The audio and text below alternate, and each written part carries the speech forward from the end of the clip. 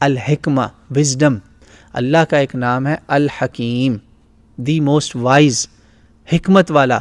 اللہ کے ہر حکم کے پیچھے حکمت ہے، اللہ کے ہر حکم کے پیچھے، ہر فیصلے کے پیچھے، ہر کام جو اللہ آپ کو کرنے کو بتاتا ہے، اسی طرح رسول بھی۔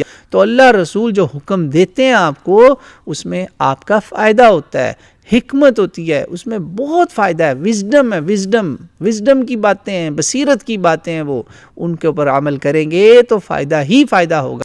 تو اللہ کے ہر حکم کا یہی حال ہے، آپ کو اگر وہ حکمت پتہ ہے یا نہیں پتہ، آپ اس پہ عمل کریں۔ مثال دیتا ہوں، نماز سے پہلے وضو۔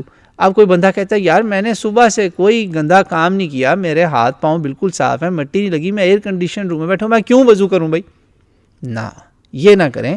آپ کو ابھی تک وضو کی حکمت نہیں پتہ، اگر پتہ ہوتی تو آپ کبھی بھی یہ سوال نہ کرتے، آپ کہتے کہ میں وضو کروں گا۔ اس لیے اس کی حکمت پر علماء نے سمندر بہا دیے، موتی ہیں۔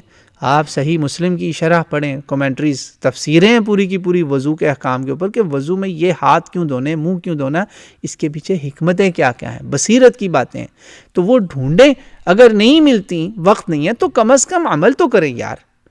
یہ یاد کریں، میری بات نوٹ کر لیں کہ اللہ کے ہر حکم کے پیچھے حکمت ہے، حکمت ہے، حکمت ہے، میرا آپ کا فائدہ ہے۔